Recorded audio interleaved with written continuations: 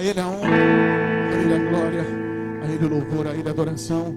Não existe outro Deus em nossas vidas. Só existe o Senhor Jesus. Ele que se esvaziou da sua glória. Ele que viveu a condição de homem. E Ele que foi diante de um madeiro se expor. Ele que foi envergonhado. Ele que foi crucificado. Para que hoje eu e você estivéssemos aqui. Eu convido você a cantar que você só tem um Deus. Ele é o único. Eu não tenho para onde ir. Seu perfume está marcado em mim. Na sombra de tuas asas eu estou. Eu não tenho mais o que fazer. Sem tua presença não sei viver. Não existe vida além de ti.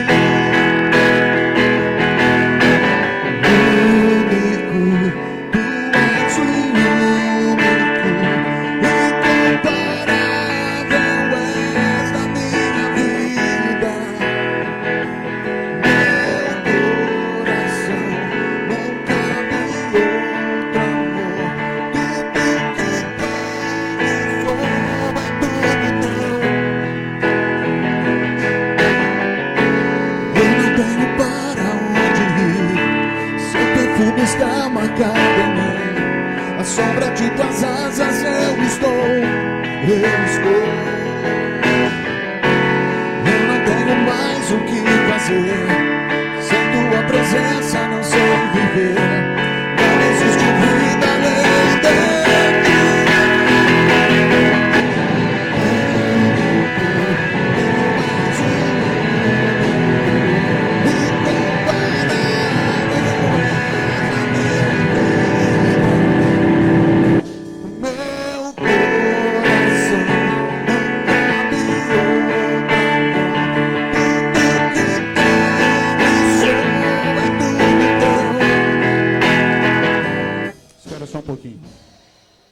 A gente precisa, quando nós estamos no momento de adoração, não é um louvor que tem que nos tocar, é a nossa adoração que tem que chegar a Deus. Tem que ter uma sincronia, não somente aqui, mas principalmente ali com a letra. É uma música que nós nunca cantamos, mas ela fala que Deus ele é o único, não há outro a ser adorado a não ser Ele.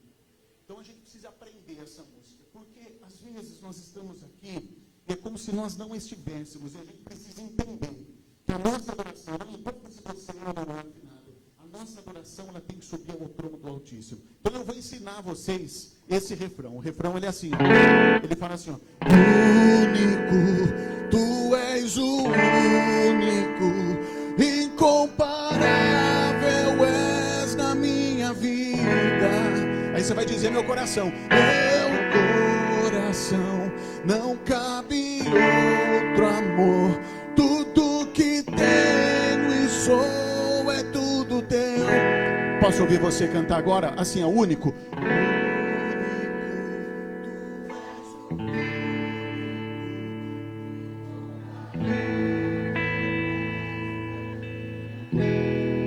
Meu coração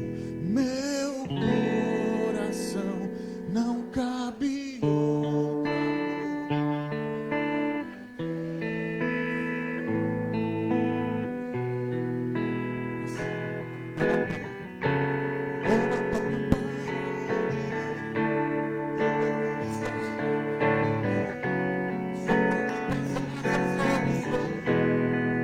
Eu não sei mais o que fazer.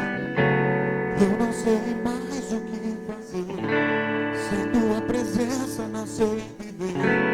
Não existe vida além de ti. Levanta as mãos e diga único. Único, tu és o único, incomparável és na minha vida. Meu coração não cabe outro amor.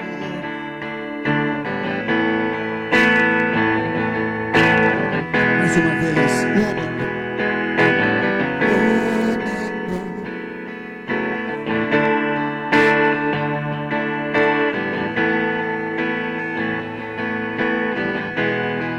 Meu coração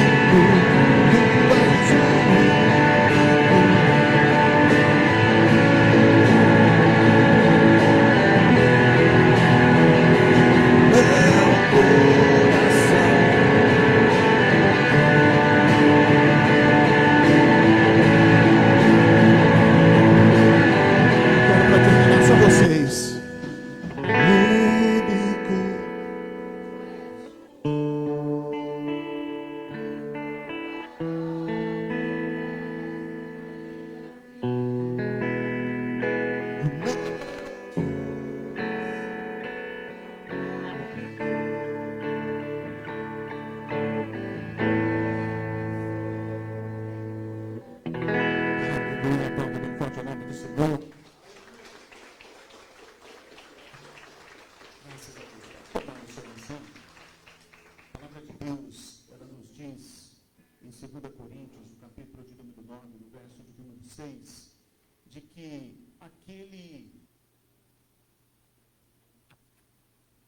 Malaquias, capítulo de número 4, versículo de número 6.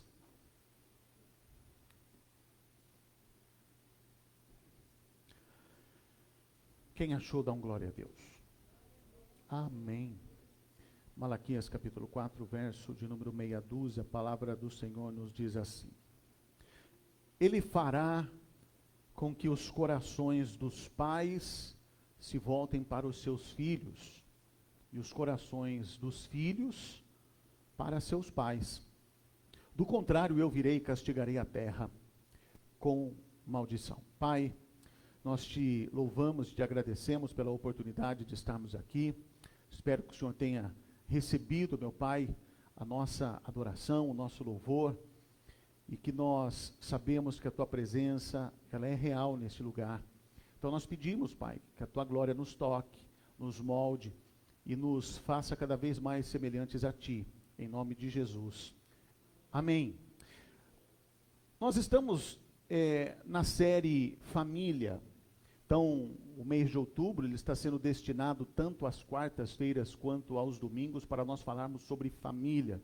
E nós estamos trazendo vários temas referentes a isso que nós chamamos de um convívio dentro do nosso lar. Família, nós temos, por compreensão, as pessoas que passam a maior parte do tempo, que ocupam praticamente boa parte do nosso tempo o mesmo espaço. E é por isso que nós sempre almejamos o bem dessas pessoas a quem nós dividimos grande parte do tempo de um dia, de uma semana, de um mês e de um ano. No domingo passado, foi o primeiro domingo do mês, e nós falamos sobre a verdadeira família, nós falamos sobre a família da fé, que na realidade nós precisamos entender que o fato hoje do ser humano procurar uma igreja, e é triste isso, porque infelizmente é um outro evangelho que tem sendo pregado dentro de algumas igrejas, que dizem ser igrejas, mas que para mim, o Espírito Santo não pode habitar num ambiente desse, porque as pessoas precisam entender que quando nós compreendemos a mensagem de Jesus, nós precisamos voltar os nossos olhos não às coisas terrenas, mas às coisas do alto, porque o que Jesus ele veio fazer e o que ele veio cumprir, é para que eu e você, que vimos a este mundo de uma maneira já condenado, nós viemos condenados.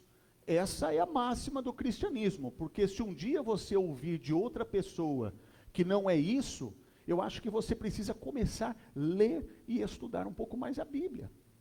Porque as pessoas que leem, por que a igreja, antes da reforma protestante, ela não queria que as pessoas tivessem acesso às sagradas escrituras? Porque deixa eu falar algo para você. Você sabe por que hoje o sistema não quer que você aprenda? Sabe por que o sistema não quer que você estude? Porque quanto menos conhecimento você tem, mais propício a ser alienado você é. Quanto menos conhecimento você tem, mais propício a ser induzido a um determinado caminho, com segundas intenções daquele que te induz, Então, à medida que nós lemos, que nós adquirimos conhecimento, e à medida que, principalmente, nós conhecemos a palavra de Deus, e não por meio de uma pregação pastoral, é muito importante você vir aqui, ouvir a homilia, ouvir a palavra de Deus. Só que mais importante ainda, é você durante a sua semana, durante o seu dia, você se dedicar a ler, analisar o rodapé, buscar explicações. É por isso que existem hoje materiais que nos ajudam a termos uma compreensão bíblica. Por exemplo, algumas pessoas me perguntam, como que eu faço para estudar? Porque uma coisa é ler a Bíblia, outra coisa é estudar a Bíblia. E o estudar a Bíblia não é você conhecer teologia. É você saber o porquê aquilo foi escrito, qual o propósito. É por isso que existem as Bíblias de estudo. E eu recomendo para você, se você gosta de uma Bíblia de estudo, acho que uma das melhores Bíblias para você aprender é uma Bíblia que inclusive eu uso para fazer meus sermões, que é a Bíblia de Genebra. A Bíblia de Genebra, ela é uma Bíblia que ela contém a palavra de Deus e em seu rodapé ela contém explicações. Uma outra Bíblia interessante para estudo é a Bíblia King James. A King James, ela também traz muitas explicações em seus rodapés. Aí é claro que algumas dúvidas podem surgir, e é por isso que existem os mestres ou pastores, aqueles que têm o conhecimento da palavra. Mas hoje em dia, a gente vê determinados pregadores que sobem no púlpito, pede para você ler um versículo, manda você fechar a Bíblia, ele não faz conexão com aquele texto, ele não explica o contexto, e daqui a pouco ele vai começando a citar versículos de maneira aleatória. E eu aprendi com um professor no seminário que dizia que, da mesma forma que uma casa se faz com tijolos, um amontoado de tijolos não é uma casa. O que isso tem a ver com o que eu estou falando? Que versículos bíblicos citados fora do contexto não é a compreensão bíblica. E eu falo isso porque nós precisamos entender que a máxima do cristianismo, que o propósito de Jesus vir a esta terra, é dizer que a nossa vida, ela não é mais limitada pela morte. Porque a morte é a consequência daquilo que está no livro do Gênesis. A consequência de Adão e Eva terem tocado no fruto da árvore do conhecimento do bem e do mal. Foram persuadidos pela serpente que disse: Deus não quer que você coma desse fruto, porque se vocês comerem, vocês se tornarão semelhantes a Ele. E foi isso que aconteceu, e é por isso que a Bíblia ensina que o salário do pecado é a morte, que o mundo jaz no maligno. Então nós estamos aqui hoje, e nós precisamos entender que por mais que os dias se passam, que a nossa idade vai se avançando, nós precisamos entender, Jürgen, que a morte não vai nos parar, porque Jesus se esvaziou da sua glória, veio até a terra, e Ele morreu numa cruz, derramou o seu sangue para sermos redimidos. Então a morte para nós é apenas uma passagem, é uma passagem para a vida eterna. E o que isso tem a ver com família? Porque a gente quer o bem da nossa família aqui na terra. Quem quer que um dos seus vá passar a eternidade no inferno? Dá glória a Deus. Ninguém dá glória a Deus para isso. Nós dizemos amar tanto a nossa família aqui na terra, mas se nós temos a compreensão que moraremos na eternidade, eu acho que o mínimo que nós queremos é que a nossa família e as pessoas que nós temos um certo apreço, é que elas estejam conosco. É por isso que nós precisamos levar a luz de Jesus às pessoas, porque infelizmente há muita gente que está dentro de igrejas, mas ainda condenadas. E hoje eu quero falar um pouco sobre um episódio que acontece dentro de um personagem bíblico, porque dentro da cultura evangélica, Marina, Reinaldo, Andréia, Ruth, se fala sobre quebra de maldições. Então, eu já ouvi muitas vezes alguns pastores, alguns irmãos em Cristo, dizerem que nós precisamos quebrar pactos, convívios, vínculos de nossos antepassados, aqueles que os nossos avós, bisavós fizeram, e que isso acabou sendo transferido para a nossa cultura familiar, e que geraram a ambiência na qual nós fomos criados, e certos de que essas coisas estavam impregnadas de cargas e informações malignas, de compreensões as quais precisamos nos ver livres, porque elas acompanham a nossa mente, são elas as responsáveis pelos nossos estímulos e respostas erradas que damos à vida.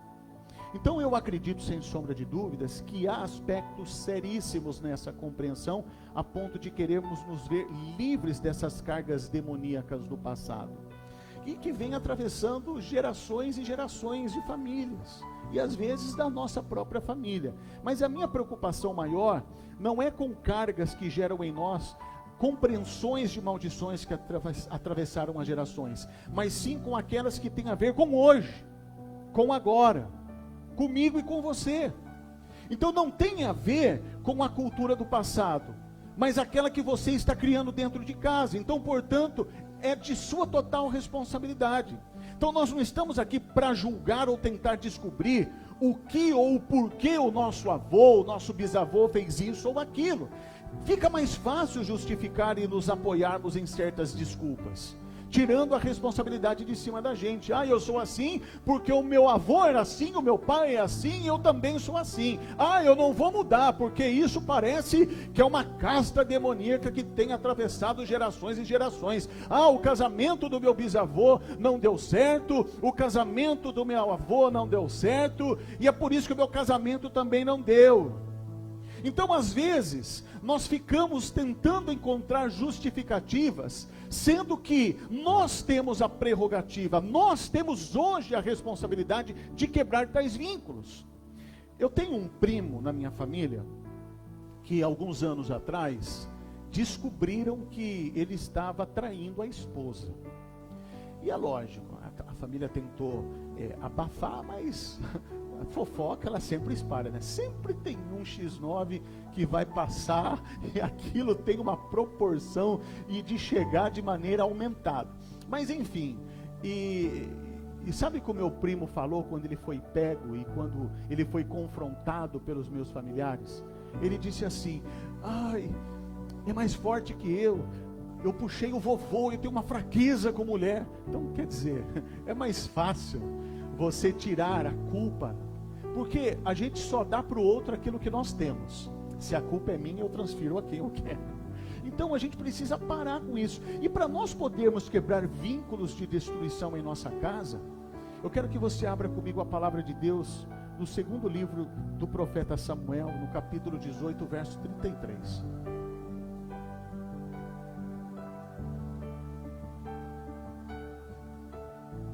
Segundo livro do profeta Samuel, capítulo 18, verso de número 33. A palavra do Senhor nos diz assim: Então o rei, abalado, subiu ao quarto que ficava por cima da porta e chorou. Foi subindo e clamando: meu filho Absalão, meu filho Absalão, quem me dera ter morrido em seu lugar. Absalão, meu filho. Esse é apenas o final da história que conta a relação desastrosa de um pai, o rei Davi, e o seu filho Absalão. Então a história ela começa a ser contada a partir do capítulo de número 13, e esse texto ele nos fala da condição de que as maldições sejam canceladas, não somente orando e repreendendo apenas, mas diz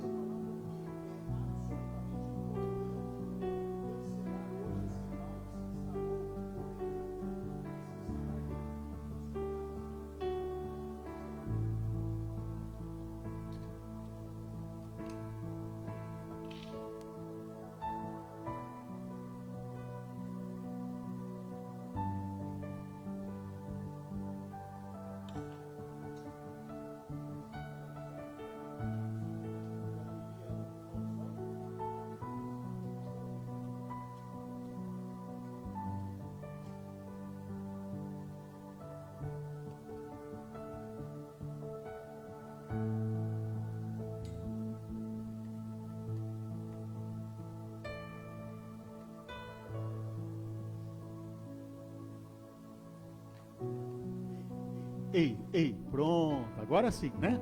Então tá bom. Então, o que eu estava dizendo é que esse texto nos fala da condição de que as maldições sejam canceladas, não somente orando e repreendendo, mas diz a palavra que é absolutamente importante cancelar hoje esse mal que se instalou ou vem tentando se instalar dentro de nossas casas. Então é necessário que o coração do pai se converta ao seu filho, que é o texto que nós lemos de Malaquias, mas que o coração do filho se converta ao do pai. Mas também que o coração do marido se converta ao de sua esposa e que o da sua esposa se converta ao seu marido. Então, se não houver quebra de ódios e amarguras, gerando reconciliações, perdões e abraços, choros, se a cruz de Cristo não for erguida no meio dos seus vínculos mais íntimos, na cozinha da sua casa, na sua sala, no seu quarto, no armário dos seus filhos, nas gavetas íntimas com amarguras geradas, pode ter certeza que você será ferido com a maldição do ódio, que traz destruição, que mina, que arruína a existência de qualquer pessoa. Eu quero falar um pouco da vida de Davi e de Absalão. Então, vamos olhar aqui comigo para a vida de Davi e Absalão inicialmente. Então, nós sabemos que Davi, ele era um homem de ação, assim como muitos de nós somos. Muitos de nós aqui decidem, negociam, que não levam 2 dias para tomar uma decisão, gente que administra muitas coisas, e Davi ele era assim. Davi, por ser rei, ele era muito ocupado, ele era um homem de ação, mas também de muitas lutas, de muitos desafios, ele era alguém de muitas emoções. Inclusive quando a gente lê alguns salmos que foram escritos, compostos por ele, a gente vê o quão abalado emocionalmente Davi era, o quão às vezes estressado ele era, e muitos até se identificam com aquilo que estamos falando, porque passam por essa via estreita. Além disso, Davi ele era um pai bem intencionado. E por que eu digo isso? Porque ele dá nome santo aos seus filhos. Se a gente pegar, por exemplo, o seu filho Adonias, Adonias significa aquele que pertence a Adonai. Quem é Adonai? O Senhor. Salomão, por exemplo, significa o amado do Senhor. E o próprio Absalão, o pai da paz. Então imagina, se Davi batizava os seus filhos com nomes voltados ao Senhor, é porque ele tinha em mente muitos sonhos, esperança, desejo de coisas boas virem aos seus herdeiros, à sua casa e à sua família. Então o próprio Absalão, o pai da paz. Então Davi talvez pudesse imaginar que ele seria o sucessor do seu trono, o pacificador de Israel, o agregador de Israel, um homem com quem a graça e a unção de Deus estaria. Então ninguém coloca o nome desse em seu filho, imaginando que um dia ele seria morto pela espada, que um dia ele tentaria usurpar, tomar à força o trono do seu próprio pai, ou que ele dormisse com as concubinas do seu pai para gerar vergonha dentro da sua casa. Quem eram os filhos de Davi? Quem são os nossos filhos? Então Davi, ele gerou e quis o melhor para os seus filhos, e os colocou diante de Deus com as melhores expectativas. Então, por mais que Davi tivesse boas intenções para com seus filhos, ele não era capaz de demonstrar essas intenções em atitudes, talvez pelo fato de estar ocupado demais. Porque você imagina que um rei, ele tenha tempo demais para poder aproveitar com a sua família? Eram filhos demais. Davi estava ausente demais, talvez só tivesse contato com seus filhos nos grandes eventos e talvez em ocasiões importantes.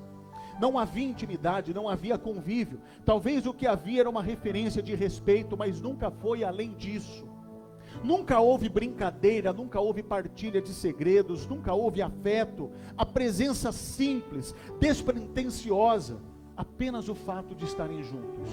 Então não adianta você ter os melhores sonhos para os seus filhos, não adianta você apenas orar por eles, não adianta você guardar dinheiro para eles ou construir um patrimônio para que ele usufrua no futuro.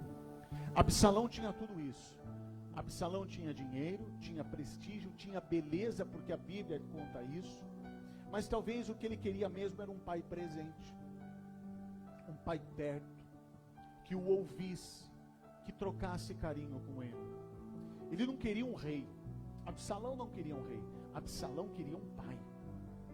Não queria alguém que resolvesse o problema do mundo, mas queria alguém que resolvesse a sua angústia. Que angústia? Então as principais áreas de frieza de Davi são claramente percebidas na sua relação com seu filho Absalão. E a tragédia começa justamente no dia que o irmão Aminon, filho também do rei Davi, meio-irmão de Absalão, ele começa a desejar a sua irmã, que era irmã de pai e de mãe de Absalão. E conta a história que Aminon, ele pede para que o seu pai lhe permita que ele leve remédio para Tamar, que estava de cama, ou melhor, que Tamar levasse o remédio para ele que estava de cama. Ele fez uma armadilha, uma arapuca, para que quando a sua irmã Tamar chegasse ao seu quarto, ele a possuísse, e foi isso que aconteceu. Ele acaba estuprando a sua própria irmã. E a Bíblia diz que depois de cometer tal ato, o desejo que Amnon tinha da sua irmã se tornou em nojo, em repúdio. E quando Absalão toma conhecimento do que aconteceu, ele fica indignado. E Absalão vai falar com seu pai. E Davi não toma atitude nenhuma. Davi não fala nada. Então, Absalão, o irmão de Tamar, talvez esperasse que o pai tomasse uma atitude, mas Davi nada fez. Absalão então chama Tamar para morar com ele. E a Bíblia conta que ela ficou por 2 anos. E durante esse período Davi nada fez. Não chamou para conversar, não chamou para lhe dar conforto. E depois de 2 anos, Absalão não aguentou. E ele permitiu que o diabo enchesse o seu coração de ódio e planejou matar o seu irmão. E pediu ao pai que dissesse a Amnon que fosse com ele caçar. Mas Davi percebeu a intenção maligna do seu irmão. E por isso disse: leve todos os seus irmãos. Mas mesmo assim, Absalão, ele mata o seu irmão Amnon diante daquilo que aconteceu com Tamar. Então Davi fica com ódio. E depois desse episódio, Absalão vai morar na casa do seu avô paterno, num reino vizinho. E a Bíblia conta que lá ele vive por 3 anos. E durante esse período, Davi não o chamou para conversar. Davi não fez nada, nem o confrontou. E 3 anos depois de estar morando lá, Davi o manda chamar para que ele volte para Jerusalém. Ele mora a 2 quilômetros do pai, vive lá por mais de 2 anos e nada ainda de Davi fazer por algo. Até que Absalão ele diz: diga ao rei que me mate, mas pelo menos que veja o meu rosto. Olha a angústia de um filho. Olha o que acontece quando a gente permite que algo que se instalou dentro da nossa casa se esfrie. Quando nós não resolvemos aquilo de forma imediata, quebrando esses vínculos de ódio, de amargura, isso tem o poder de penetrar de tal forma negativamente em nossa casa, que isso vai gerando destruição e quebra de vínculos familiares. Davi então manda chamá-lo e todos ficam esperando que ele resolva a situação, esse esfriamento. Mas ele apenas pede para que Absalão se aproxime e beije o rosto do seu filho e não faz mais nada. Não o confronta sobre a morte do irmão, não fala nada sobre o estupro de Tamar, e o ódio e a amargura só aumentam. Ali havia uma grande crise e o rei achava que um simples beijo pudesse resolver toda aquela situação. É o que muitas vezes nós fazemos. Nós estamos falando aqui diante de um pai e filho, mas às vezes nós fazemos isso com irmãos. Irmãos de sangue, que nós fomos criados na mesma família. Às vezes a gente não confronta. A gente precisa do olhar nos olhos, abrir o nosso coração, mesmo que ofenda a pessoa, mas a gente precisa colocar para fora, porque quando nós estamos passando mal, porque algo que comemos não fez bem, o que a gente precisa fazer para que aquele mal saia? Jogar para fora, né, Pedro? A gente precisa vomitar, e às vezes é isso que a gente precisa fazer. Não é simplesmente, vamos tomar um cafezinho, mas deixa aquilo que aconteceu quieto. Só que enquanto a gente deixa isso debaixo do tapete, todas as vezes uma setinha maligna vai vir.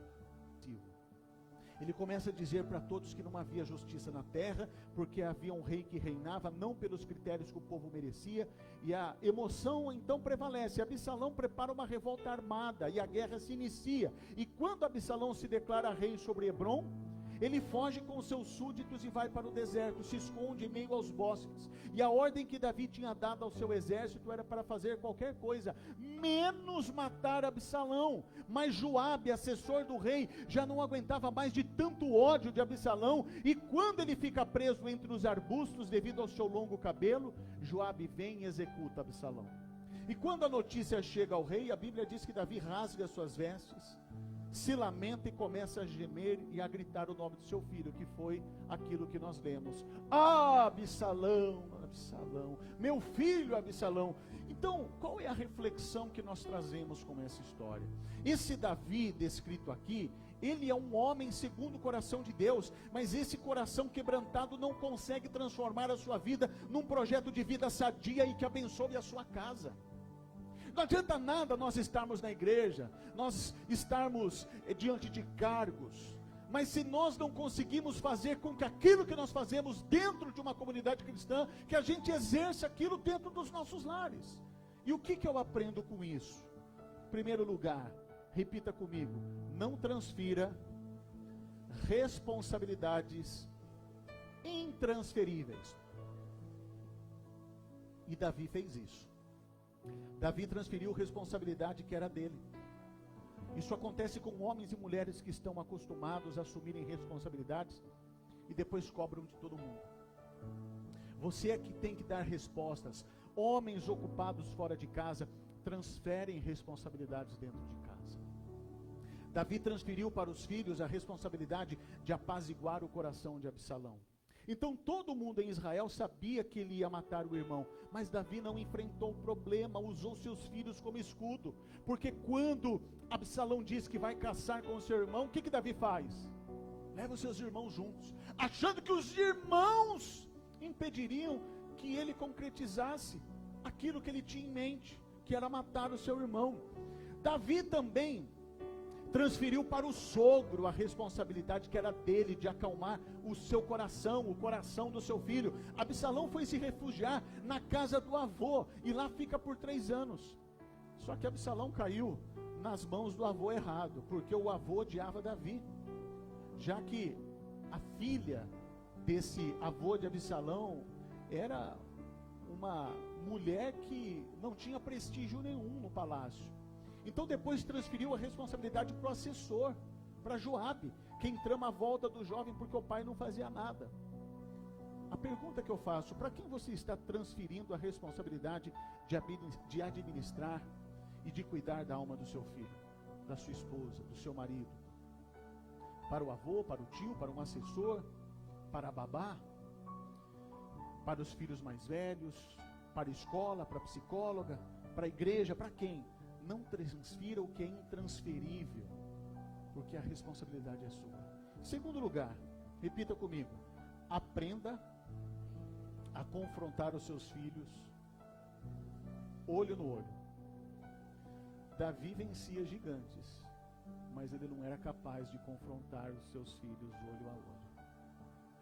Davi não foi capaz de dizer a Amnon que ele estava sentindo um desejo profundo pela sua irmã, não soube confrontar o ódio de Absalão que estava sentindo do seu irmão, e muitos pais são assim. Davi derrubava gigantes, mas não sabia confrontar seus filhos, talvez porque o cansaço o impedia, ou talvez pela culpa que carregava. Davi foi perdoado por Deus pelo que fez com Betseba e seu marido Urias, mas o que talvez Davi não conseguiu foi se perdoar. E há muita gente em nosso meio que se converteu, foi lavado e remido pelo sangue do Cordeiro, mas o inimigo vem dizer que você não tem autoridade para repreender seu filho depois disso ou daquilo. Então ouça bem o que eu vou dizer. Talvez um dia você traiu seu marido, você traiu sua esposa, você foi um mau exemplo lá atrás, mas hoje, em nome de Jesus, esse mal tem que acabar. Hoje você é um novo pai, você é uma nova mãe, um novo marido, uma nova esposa, e com essa autoridade você vai dizer ao seu filho que esse caminho que ele tem ido é caminho de morte. Então a omissão de Davi implantou algo no coração de Absalão, uma bomba. A bomba do ódio, a bomba da amargura, sufocada e fertilizada pelo diabo diariamente. E com isso algumas coisas surgem no coração de Absalão. Em primeiro lugar, surge o ódio pelo pai em relação a Tamar. Como é que pode o papai não chamar a sua filha para consolá-la? Ela foi estuprada pelo próprio irmão. Em segundo lugar, surge o ódio pelo pai em relação ao seu caso e sua causa. Davi o deixou sair, se exila, não o procura, não o vê. Os filhos não querem amor fácil, aquele que vem com um beijinho. Filhos gostam de sinceridade, olho no olho. Terceiro lugar, surge o ódio dos pecados passados do pai. Porque quando Absalão dá o golpe, um dos homens que ele chama é um certo Aitofel, que era o pai de Betseba. Um homem que jamais perdoa Davi por ter entrado na vida de sua filha e arruinado com tudo.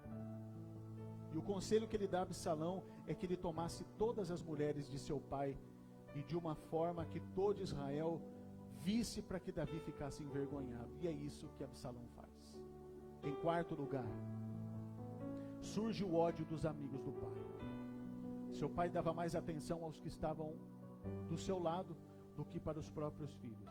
E quando Absalão se declara rei de Hebrom, ele chama Amassá, que é um homem que o seu pai tinha um caso com uma parente íntima de Joabe, assessora de Davi.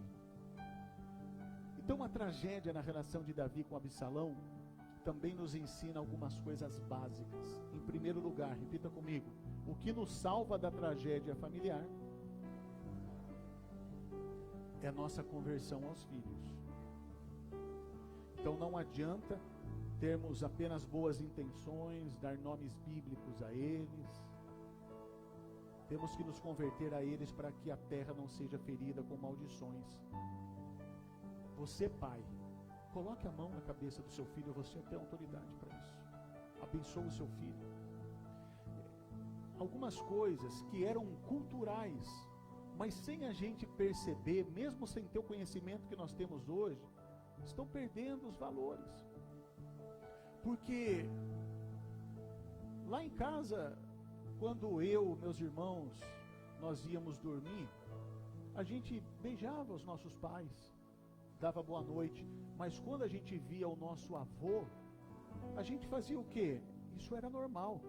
Independente da religião, a gente pegava a mamãe e falava assim, a bênção, avô. E o que ele fazia? Deus te abençoe. A gente precisa de certas atitudes que parecem ser simples e bobas, mas que no mundo espiritual tem um poder imenso. Você, pai, abençoe o seu filho. Talvez existem hoje mães que não têm os seus maridos, mas faça o papel. Você é mulher, você é mãe, impõe as mãos sobre o seu filho. Mulher, impõe as mãos sobre o seu marido, diga, que Deus te abençoe, eu te amo. Não vá dormir, lá em casa, eu não sou hipócrita em dizer, eu amo a minha esposa, ela está aqui, ela me ama. Quem nos conhece de perto sabe o quão próximos nós somos, né? Tudo que a gente faz, dificilmente a gente faz um separado do outro, mas sai briga também dentro de casa. Sai briga, porque eu às vezes sou meninão mimado, era também filha mais nova, menina mimada, né? Então sai atrito. Às vezes sai ali uns gritos dentro de casa. Só que uma coisa eu nunca permiti, nem ela, que a gente dormisse dessa forma. Porque às vezes a gente briga dentro de casa e a primeira atitude que é dormir no outro quarto, dormir no sofá. É lógico que chega um ponto na relação, eu não vou entrar nesse mérito, mas eu sei que tem muitos casais que se amam, que se gostam, que são parceiros, mas hoje dormem em quartos separados. Mas por quê? A idade vai chegando, o sono vai ficando leve, um ronca demais, a outra não consegue. Mas os meus pais hoje são assim, mas o Guilherme e meu cunhado sabem. Estão sempre juntos, mas cada um tem o seu quarto. Eu pretendo dormir o resto da minha vida ao lado da minha esposa, mesmo ela roncando, porque ela ronca. Eu vou gravar qualquer dia, vou mandar na lista de transmissão para vocês.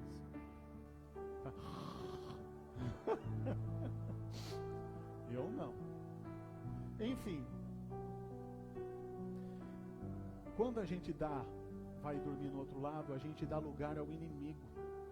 Então a gente não pode permitir que o mal se instale dentro da nossa casa. Então, coloque a mão na cabeça do seu filho e abençoe. Em segundo lugar, repita comigo, não minimize o poder das amarguras familiares. Não ache que é brincadeira o ódio que há entre os seus filhos. Se tudo isso aconteceu na casa de Davi, isso pode acontecer em nossas casas também. Mas nós podemos evitar que essas coisas aconteçam.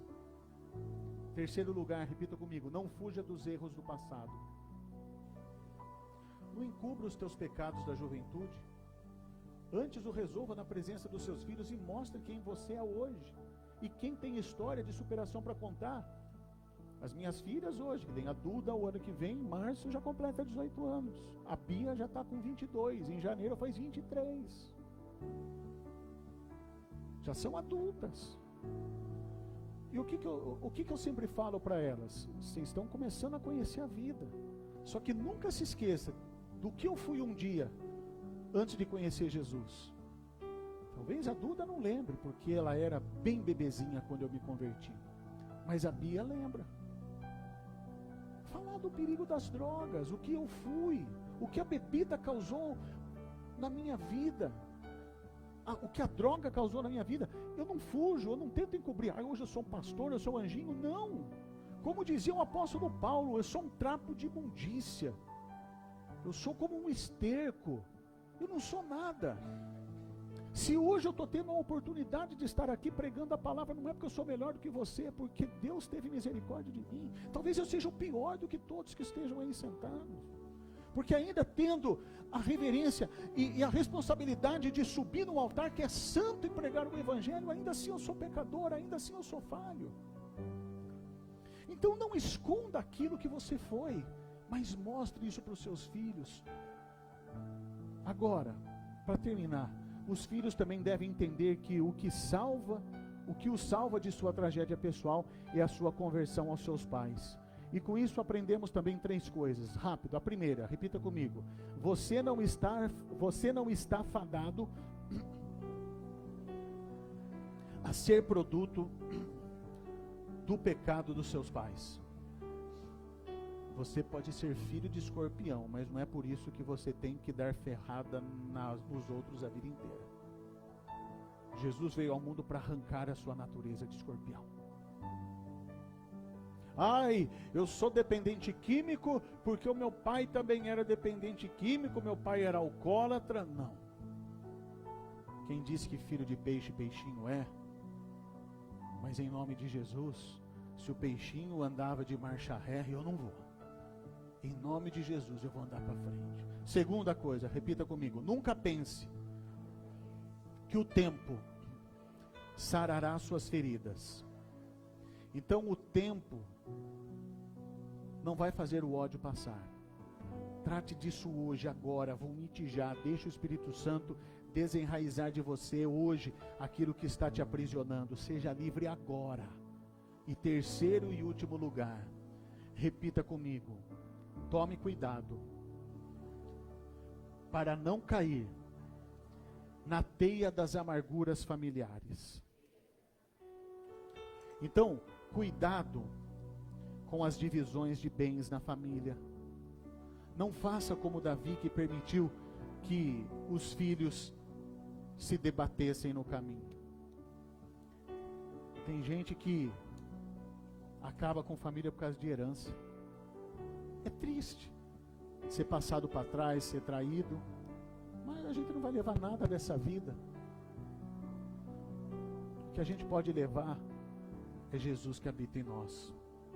Então eu quero orar agora, nesse momento, antes de nós tomarmos a Santa Ceia, de orar por quebra de vínculos passados, de castas malignas que foram passadas de geração em geração e que têm atravessado famílias e famílias, mas hoje, em nome de Jesus, você que ouviu essa palavra, você crê que não há outro nome a não ser o nome de Jesus.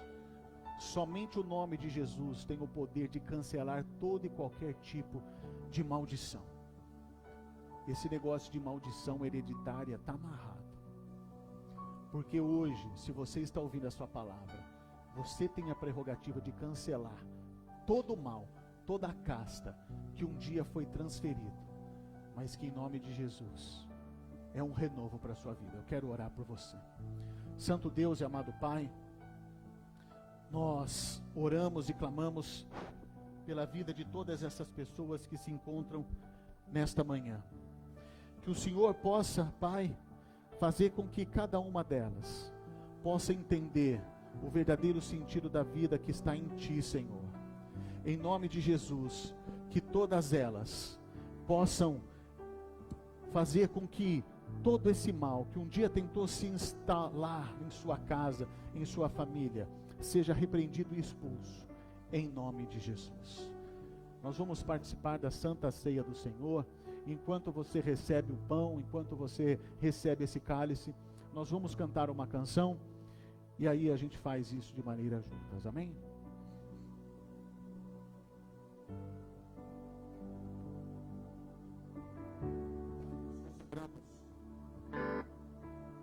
Santa Ceia, que representa o teu corpo e o teu sangue. Ao comermos do pão e ao bebermos do cálice, que nós possamos ter vida e vida em abundância, em nome de Jesus. Nós vamos participar da Santa Ceia do Senhor. À medida que você for recebendo, você pode ir abrindo, você pode tomar. E depois que você terminar, você pode se ajoelhar, você pode sentar. Eu convido você a clamar e a buscar a presença do Espírito Santo de Deus nesta manhã, em nome de Jesus.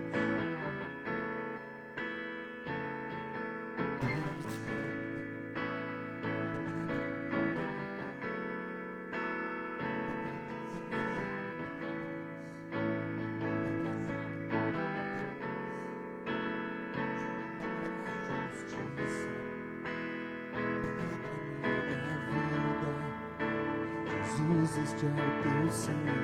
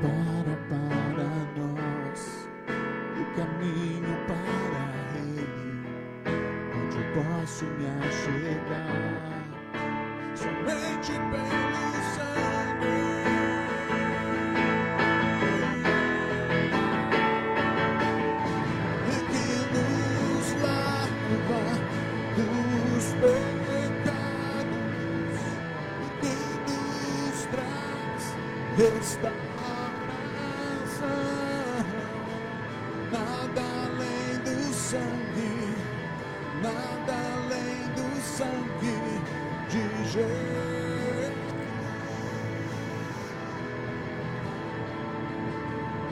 E que nos faz brancos como aceitos como amigos de Deus. Nada além do sangue, nada além do sangue de Jesus. Eu quero que você diga assim, vocês, só vocês. Eu sou livre. Diga que você é livre de toda amargura, de todo rancor, de todo ódio. Nada além do sangue, nada além do sangue de Jesus. Mais uma vez, diga que você é livre.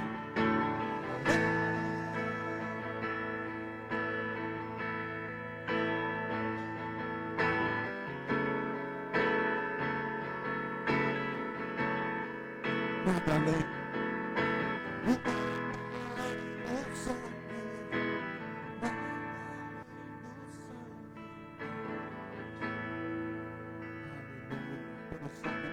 Nós somos livres. Você pode aplaudir o nome do Senhor.